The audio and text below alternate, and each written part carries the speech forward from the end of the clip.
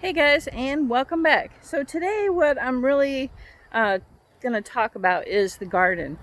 And when you are trying to be really self-sufficient and plant and grow your own food and preserve your own food and that sort of thing, space becomes very apparent quickly. So if you're not organizing your garden, you're just kind of planting willy-nilly, you become very quickly run out of space. And so in my garden, now this has been a work of art over a couple of years, but if I was to do it all over again, I would definitely plan for bigger than what I have now, and utilize every ounce of space that I have. So let me turn this around and let me show you what I would do differently.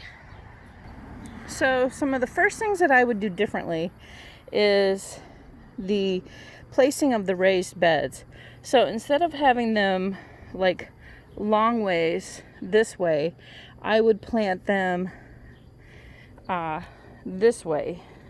So you could get 3 there, and then you could get another 3, so that would be 3, 6, 9, 10, 11, 12, instead of like I have 1, 2, 3, 4, and then I have the containers. So space utilization is very important, and knowing your limits is especially important, and the placement.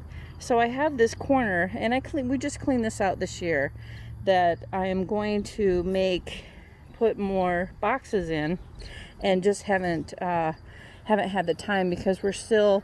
I mean, I'm canning, I'm building, we're doing, we're still taking care of the garden and picking and watering and all that kind of stuff. So space utilization is very important.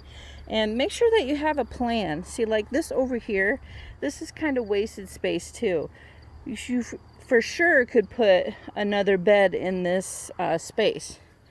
And see how wide this aisle is? If you could make a long, skinny bed or small, skinnier boxes, I could definitely do that too. But as far as placing the gardens they kind of take on their own, their own kind of entity. And when you're just first starting out, and it's really hard to plan when you have great expectations and ideas, and it's just really kind of hard to get there. But the garden is ever changing. And don't be afraid to change things. Don't be afraid to move stuff around. If you have to dig something out and change it, sky's the limit. Don't be afraid to do that. Just like with changing your crops. Don't always plant the same crop in the same garden bed. You want to rotate because it makes the soil a lot healthier when you're changing it up. So, and man, I still have tons of baby pickles coming on. Look at these guys, all kinds of them. So another thing that I kind of want to talk to you guys about is homesteading.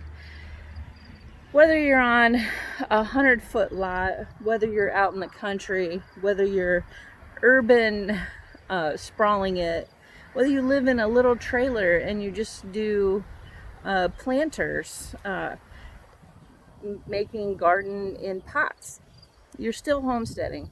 Back in the day, our ancestors were homesteading before we even knew what it was. They were prepping before we knew what prepping, what preppers were. So they were preparing, and that is definitely something that we need to keep in mind, because times are getting tough and a lot of food is not available. If you go to the grocery store, some of the shelves where we had plentiful items, some of those items are not there anymore. and they don't know when they're going to get those items. So canning, jars and lids, and they're very limited right now because a lot of people are preparing.